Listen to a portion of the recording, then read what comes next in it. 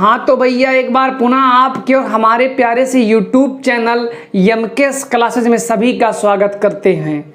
तो आज हम लोग चलते हैं 9वीं कक्षा के लिए गणित, और हम लोग स्टार्ट करेंगे आज एक नया टॉपिक जिसका नाम है नंबर सिस्टम, संख्या पद्धति। और ये 9वीं कक्षा के लिए, ठीक है ना, सबसे पहले पढ़ने वाला मतलब चैप्टर 1 जो 9वीं कक्षा का गणित स्टार्ट होता है वो नंबर सिस्टम से ही स्टार्ट होता है। लेकिन इसके पहले हम लोगों ने भी कुछ और पढ़ा 9वीं कक्षा के लिए। हमने बहुपद पढ़ा और साथ ही साथ हमने 2 चर वाले रैखिक समीकरण भी पढ़ा। और अगर आप लोग ना देखे होंगे तो आप हमारे चैनल पर जा कर के मतलब एमकेएस क्लासेस पर जा कर के प्लेलिस्ट देखेंगे और उसमें आपको कंटिन्यू वीडियो मिलते रहेंगे और आप देख भी लीजिएगा। तो आइए चलते हैं। किसी को कोई दिक्कत होगा अगर तो हमारे पर्सनल व्हाट्सएप 9670203072 पर हमसे आप संपर्क कर सकते हैं। तो चलते हैं, नंबर सिस्टम संख्या पद्धति पढ़ लेते हैं। और इसको पढ़ने से पहले हम इसके बेसिक कॉन्सेप्ट के बारे में जानकारियाँ प्राप्त कर लेते हैं। तो जैसा कि कुछ हमें डिफिनीशंस पढ़ना है और वो डिफिनीशन में से पहला डिफिनीशन है प्राकृत संख्याएं, नेचुरल नंबर्स। इसके लिए आप लोगों ने पढ़ा होगा कि गिनती में प्रयोग की जाने वाली संख्याएं प्राकृत संख्याएं कहलाती हैं। गिनती में प्रयुक्त अथवा प्रयोग, गिनती में प्रयोग की जाने वाली संख्याएं प्राकृत संख्याएं कहलाती हैं और इसे हम लोग कैपिटल एन से रिप्रेजेंट करते हैं। अच्छा, गिनती का मतलब यह है कि आप 9वीं कक्षा में पढ़ रहे हैं। अगर आपके क्लास टीचर आ जाएं और पूछें कि बताओ भैया आप इस क्लास में कितने लोग आज पढ़ने आए हैं, तो मॉनिटर तुरंत खड़ा होगा और काउंट शुरू करेगा 1 2 3 4 5 या 1 2 3 4 5 6 7 8 9 10 11, मतलब जितने भी आए होंगे। सर 17 लड़के आए हैं, सर 70 लड़के आए हैं, 30 लड़के आए हैं। तो ये सब गिनती में प्रयोग की जाने वाली है ना, तो वही हमारा क्या कहलाता है, नेचुरल नंबर, प्राकृत संख्याएं। और इसे हम लोग एन से रिप्रेजेंट करते हैं। और एन बराबर इसको हम लोग 1 2 3 4 जहां तक आप लोग गिन पाइए सब नेचुरल नंबर ही आपके होंगे। इतना बात तो क्लियर, किसी को कोई दिक्कत नहीं होना चाहिए। इसके बाद हम पढ़ने जा रहे हैं दूसरा डिफिनीशंस। दूसरा हमारे पास है पूर्ण संख्याएं।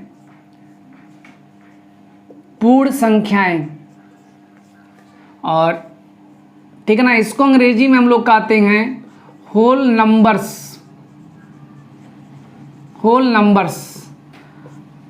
आइए, अगर हम प्राकृत संख्याओं के समूह में, यदि हम प्राकृत संख्याओं के समूह में 0 को भी शामिल कर ले तो जो नया समूह होगा वो हमारा क्या होगा भैया, पूर्ण संख्याएं होंगे। अगर इसका हम लोग, ठीक है, W से रिप्रेजेंट करते हैं। W बराबर, अगर ये देखा जाए 1 2 3 4 डॉट डॉट डॉट, तो ये नेचुरल नंबर है। इसी में अगर 0 को शामिल कर ले तो ये हमारा होल बनेगा। बात समझ में आ रहा, संख्याओं का जो समूह है वो पूर्ण संख्याओं का समूह है। इतना बात तो क्लियर है। अगर डेफिनेशन लिखना होगा तो लिख लीजिएगा इसका कि गिनती में प्रयोग की जाने वाली संख्याएं प्राकृत संख्याएं कहलाती हैं। इसको लिख लीजिएगा, इसे एन से रिप्रेजेंट करते हैं, ठीक है ना। एन बराबर ऐसे लिख लेंगे। पूर्ण संख्याएं, यदि हम प्राकृत संख्याओं के समूह में 0 को भी शामिल कर लें तो प्राप्त संख्याओं का नया समूह पूर्ण संख्याएं कहलाती हैं और इसे हम लोग W से रिप्रेजेंट करते हैं। इतनी बात तो क्लियर हो गई होगी, किसी को कोई दिक्कत नहीं होना चाहिए। तीसरी बात आती है हमारे पास, तीसरी बात आती है पूर्णांक।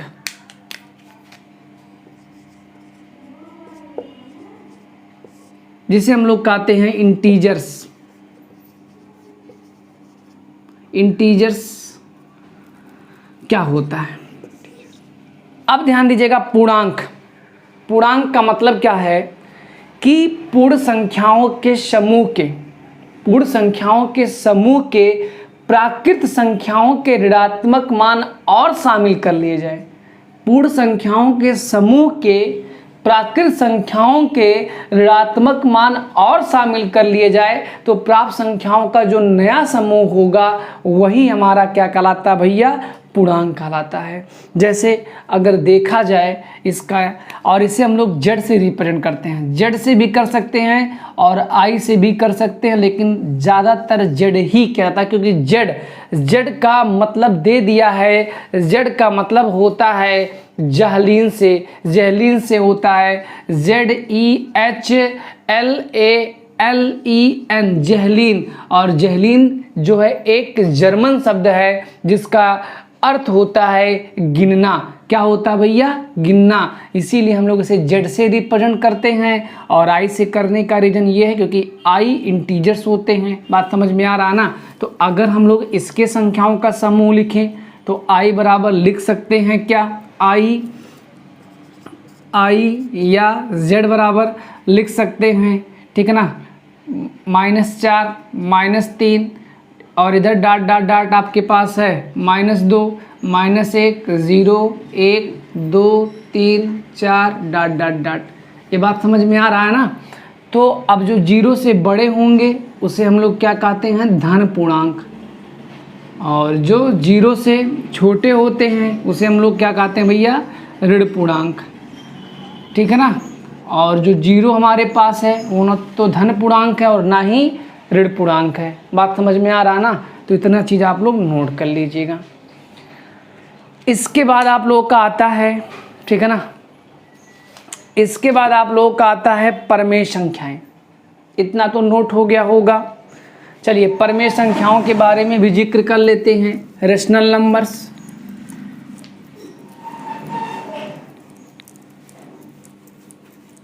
देखिए जो रेशनल और इरेशनल है ना, आगे तो हम इसके बारे में बहुत कहने का मतलब है, आप कह सकते हैं कि बहुत ब्रॉड पढ़ना है, बहुत डीपली पढ़ना है हमें, क्योंकि इसमें सब कुछ यही है।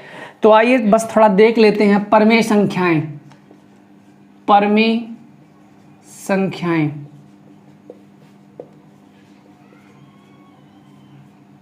जिसे हम लोग अंग्रेजी में बोलते हैं रेशनल नंबर्स।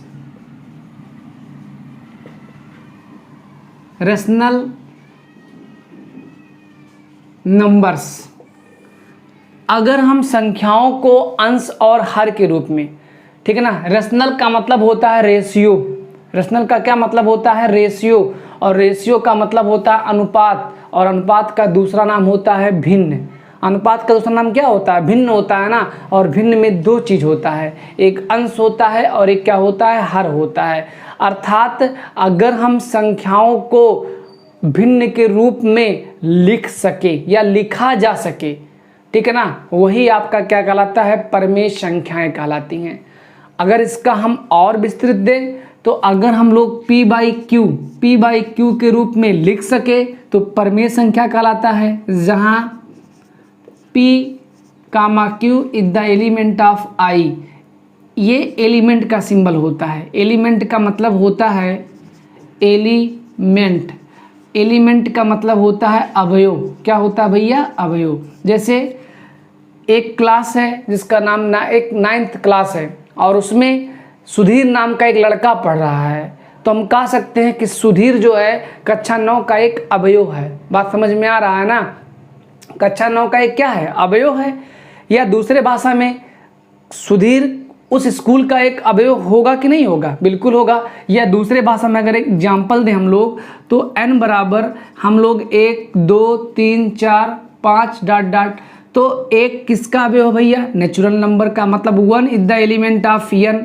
क्या 0 भी एलिमेंट ऑफ n है क्या? नहीं है। 0 तो होल नंबर का एक एलिमेंट्स है, इसलिए इज नॉट एलिमेंट का सिंबल लगा है, और ये एलिमेंट का है। 2 also is the element of n। बात समझ में आ रहा ना? तो जो P और Q होगा वो किसका अवयव होगा भैया? I का होगा, मतलब एक हमारा पूर्णांक होगा। दूसरी बात ये होगी कि Q का मान क्या होगा भैया? इज नॉट इक्वल 0 होगा। Q इज नॉट इक्वल 0 होगा। इस सिचुएशंस को अगर फॉलो करते हैं तो इस प्रकार का कोई भी भिन्न होगा तो उसे हम लोग क्या कह सकते हैं? परमेय संख्या। जैसे हमने क्या कहा कि यदि संख्याओं को P बाई Q के रूप में लिख सकें, तो संख्याएं परमेय संख्याएं कहलाती हैं, जहां p और q the element of i और q का मान 0 के बराबर नहीं होना चाहिए। ये दो प्रतिबंध अगर फॉलो कर ले गए तो इस स्थिति में ऐसी संख्याएं परमेय संख्याएं कहलाएंगी। जैसे एग्जाम्पल अगर हम लोग दे दें तो 1/3, क्योंकि एक भी n i का एक एलिमेंट है, 1 is the element of i, क्योंकि ये धन पूर्णांक है।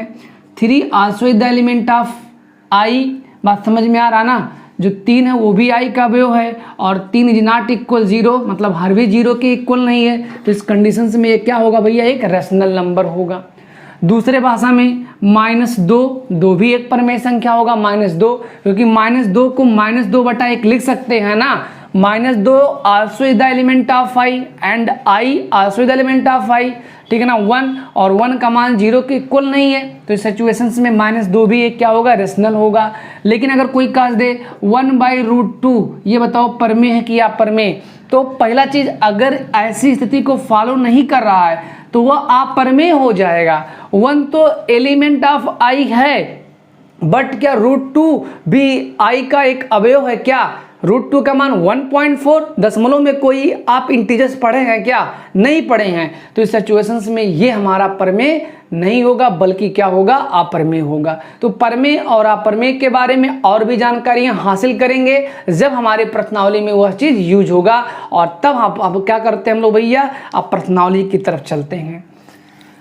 चलिए, किसी को कोई दिक्कत नहीं होनी चाहिए। बस अभी तक आप लोग केवल ये समझ लीजिए कि हमने क्या पढ़ा है। हमने पढ़ा है प्राकृत, हमने पढ़ा है पूर्णांक, हमने पढ़ा है पूर्ण, हमने पढ़ा है पूर्णांक, और हमने पढ़ा है परमेय और अपरमेय। परमेय और अपरमेय का बहुत बड़ा हम रहस्य आप लोगों को देंगे, बस आने तो दीजिए, सब्र करिए। अभी परमेय में हमने केवल एक स्टेटमेंट बोला कि p/q के रूप में होना चाहिए। p and q is the element of i and q is not equal 0.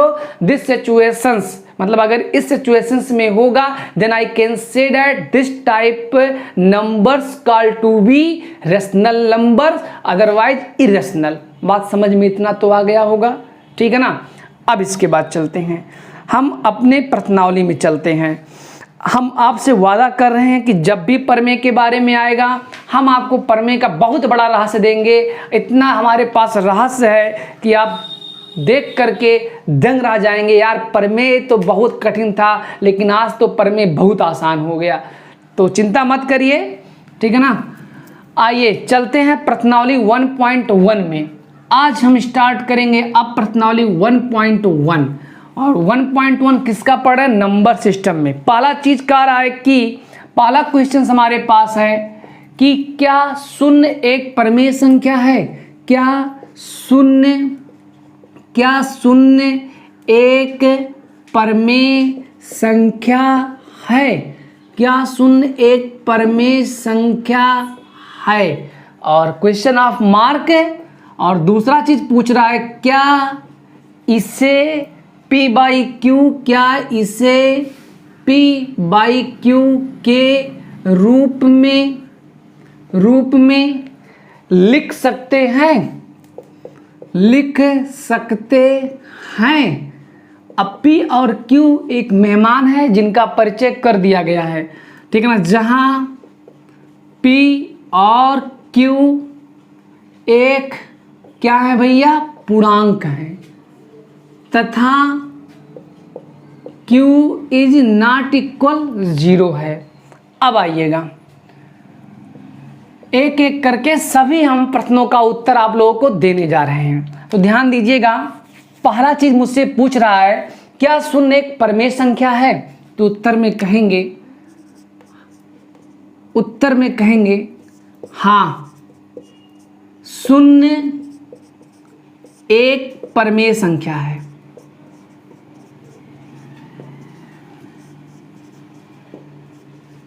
दूसरा चीज, क्या इसे p/q के रूप में लिख सकते हैं? हाँ, शून्य को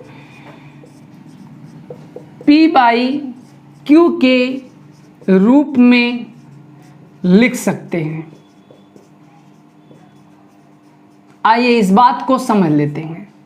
हमने आपको कहा कि कोई नंबर रेशनल तब होगा जब p और q आई के अवयव होंगे और हर का मान 0 के बराबर नहीं होगा।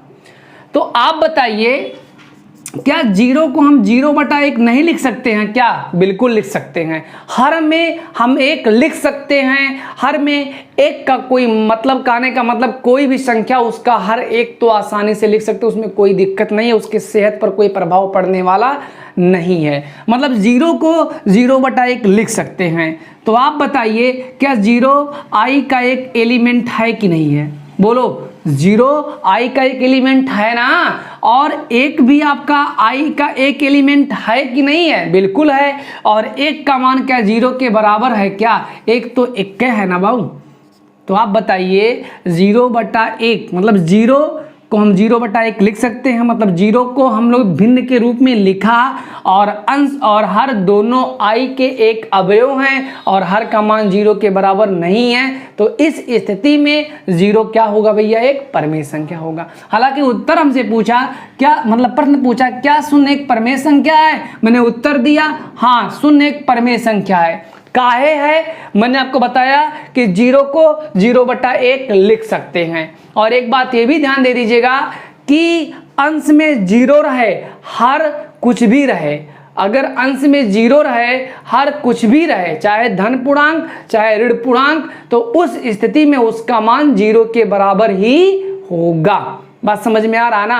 अंश 0, हर में चाहे धन पूर्णांक चाहे ऋण पूर्णांक, तो उस स्थिति में उस पूरे भिन्न का मान एक ब्रह्मांड मिलेगा, एक गोला मिलेगा। अर्थात हमारा मतलब है एक क्या मिलेगा? शून्य ही मिलेगा।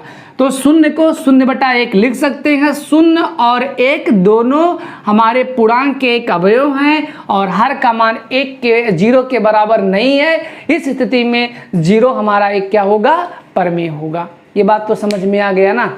अब इसके बाद चलते हैं क्वेश्चन नंबर जो दूसरा है, वो बहुत इंपॉर्टेंट है और एग्जाम्पल्स भी ऐसे लगाए गए हैं। चलिए, क्वेश्चन नंबर दूसरा मेरे पास का रहा है कि 3 और 4 के बीच में 6 परमेय संख्याएं ज्ञात करो।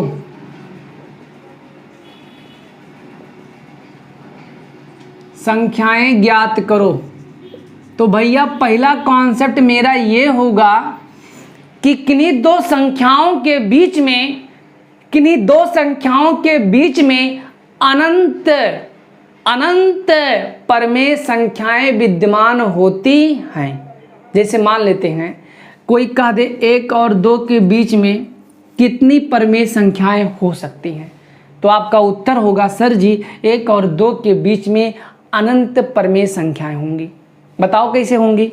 तो क्या भैया ये बताइए, 1 को हम लोग मतलब 1 और 2 के बीच की बात किया है, तो क्या 1.001 बताओ 1 और 2 के बीच में है कि नहीं है?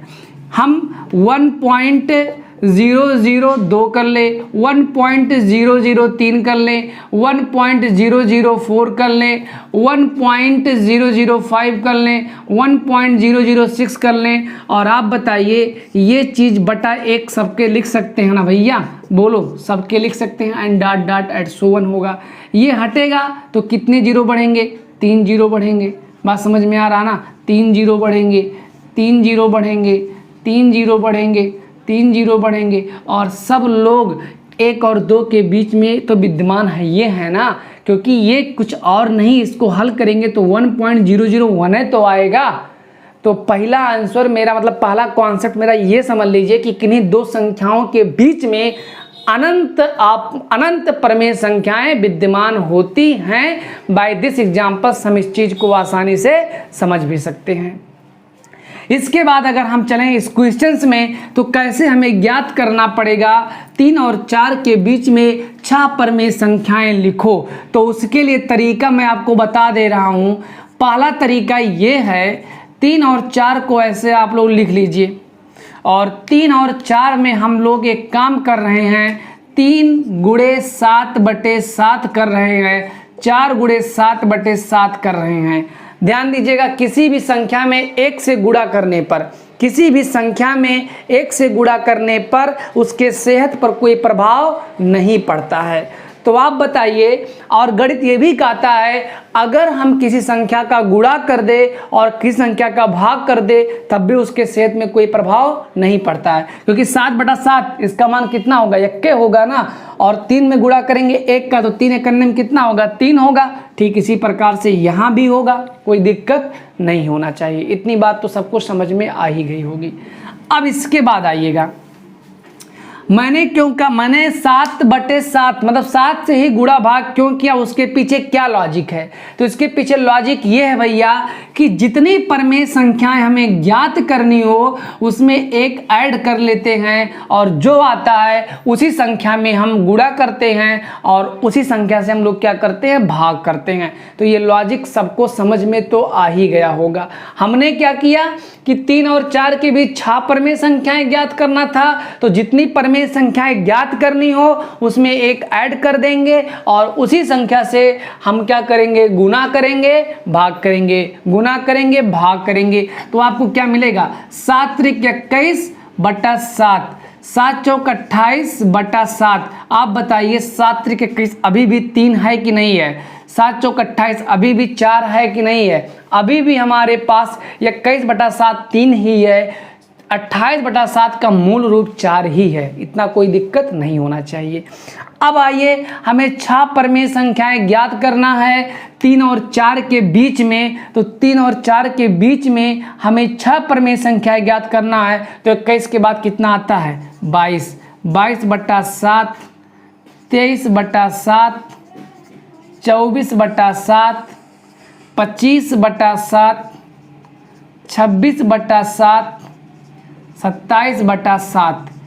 ठीक है ना, 27/7। यही हमारे 3 और 4 के बीच में 6 परमेय संख्याएं हो गई। अगला लिखेंगे 27/8 मतलब 4 होगा ना, और इसके पहले लिखेंगे तो 21/7 होगा, मतलब 3 और 4 के बीच में यही 6 परमेय संख्याएं होंगी। एक बार पुनः बता रहे हैं, कोई बहुत बड़ी बात नहीं, बड़ा आसान सवाल है। बस आप अपने दिमाग में इस बात को रख लीजिए कि पहला बात ये रख लीजिए कि 2 संख्याओं के बीच में अनंत परमेय संख्याएं होती हैं, ये बात तो क्लियर है। दूसरी बात ये है, अगर इस प्रकार का कभी भी क्वेश्चंस मिले तो जितनी परमेय संख्याएं ज्ञात करनी हो उसमें आप एक ऐड कर दीजिए और जिन जिन संख्याओं के बीच में ज्ञात करना है, जितनी संख्या आपको मिले उतने से गुना करिए, उतने से भाग करिए दोनों में, और उसी के बीच में संख्या रखते हुए चले जाइए। इस प्रकार से 3 और 4 के बीच में 6 परमेय संख्याएं क्रमशः यही होंगी, कोई दिक्कत नहीं होना चाहिए। नोट हो गया होगा। अब चलते हैं अगले क्वेश्चंस में।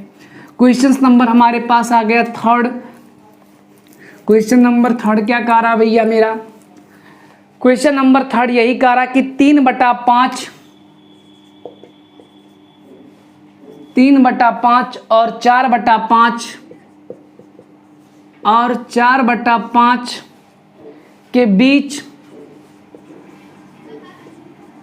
के बीच 5 परमेय संख्याएं बताओ। 5 परमेय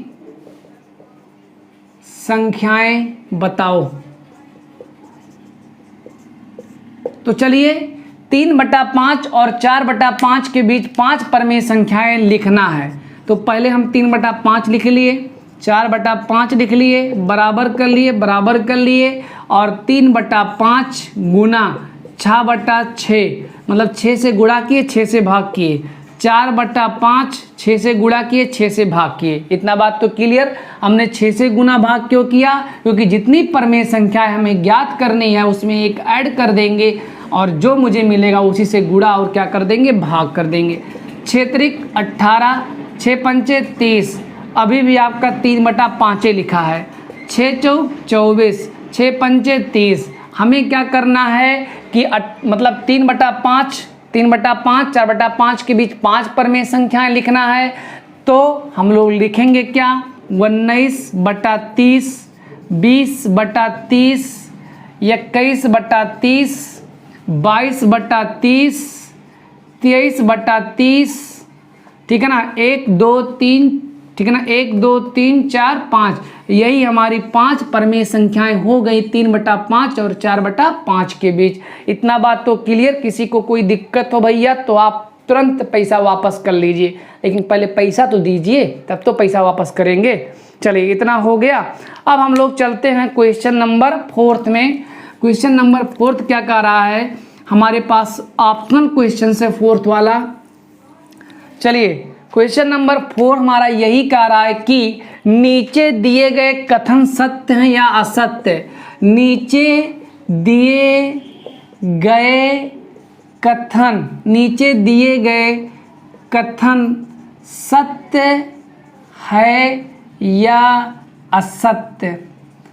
अब आइएगा, कारण के साथ अपना उत्तर दीजिए। कारण के साथ अपने उत्तर दीजिए। तो आइए एक एक करके हम लोग डिस्कस कर लेते हैं। पहला कह रहा है कि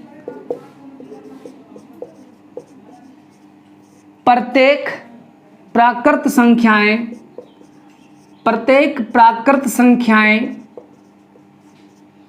ठीक है ना, प्रत्येक प्राकृत संख्याएं या संख्या लिखा है। चलिए प्रत्येक प्राकृत संख्याएं एक पूर्ण संख्या होती है, एक पूर्ण संख्या होती है।